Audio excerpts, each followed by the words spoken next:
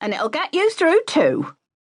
If you don't stop that blubbering, you'll go to Derry, like your Uncle Cecil and your Aunt Marjorie and—" Mention of Derry had struck fear into the hearts of all three Clare children when they were growing up.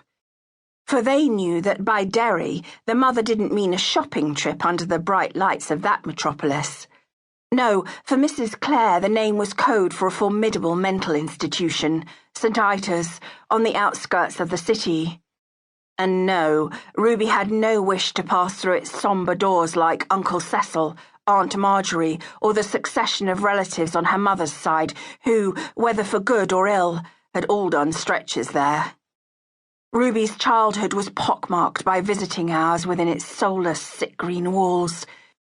She carried memories of a hollow-eyed Marjorie sitting wordless in a tub chair, staring forlornly at the floor, and the alcoholic Cecil shaking and chain-smoking his way through the trauma of yet another bout of post-Christmas blues, which, with relentless regularity, would bring each year of his to a close.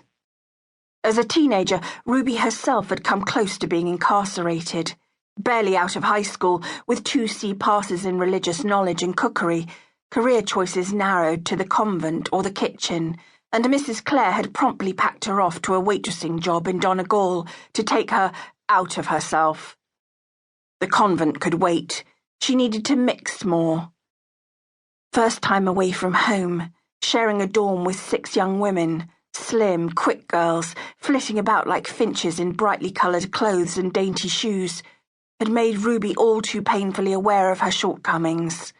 Ruby, the country bumpkin, in her bulky grey pinafore, self-made, using a woman's realm pattern, feet jammed into a pair of low-heeled cast-offs from a maiden aunt, an outfit certainly appropriate for that first, pietistic career choice, if the grounding in hospitality didn't work out. She was a figure of fun to those giddy roommates. She knew that. Could sense it in their smirking faces, the eyes that slid away guiltily from her hopeful smiles when she tried to connect. Slow Ruby, last at everything. In the classroom, on the sports field, on the dance hall floor. Not that her roommates ever gave her the chance to accompany them to dances. They'd stay out late and delight in the small hours, perching on the edge of their bunk beds, giggling behind painted fingernails and discussing boys till dawn broke. Sleep-deprived Ruby, out of her depth completely, stumbling into work, forgetting orders, dropping plates, tripping over a toddler and going headlong into the dessert trolley. And the last straw? Scalding a woman's bosom when handing over a cup of tea. "I'll have you up for this, you clumsy lump!" The woman jumping up, screeching at the sight of her crimson cleavage and saturated top. She lasted a week. Mr. Ryan, the manager, calling her mother, Ruby in tears in his office. "Come here, Mrs. Clare, and take your daughter home. She's a bloody liability, so she is." Mr. Ryan. Ruby's grip tightened on the needles. The frantic click-clacking slowed, Mr. Ryan's red face, fist flexed for combat.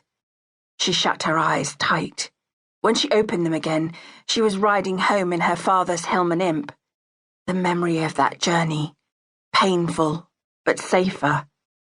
Yes, a whole lot safer than Mr. Ryan's office.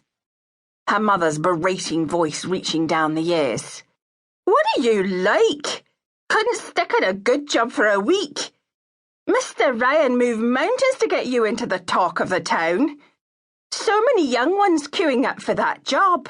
But he was doing me a favour, being a third cousin of your father's half-brother Jamesy on his daddy's side. Now look what you've done.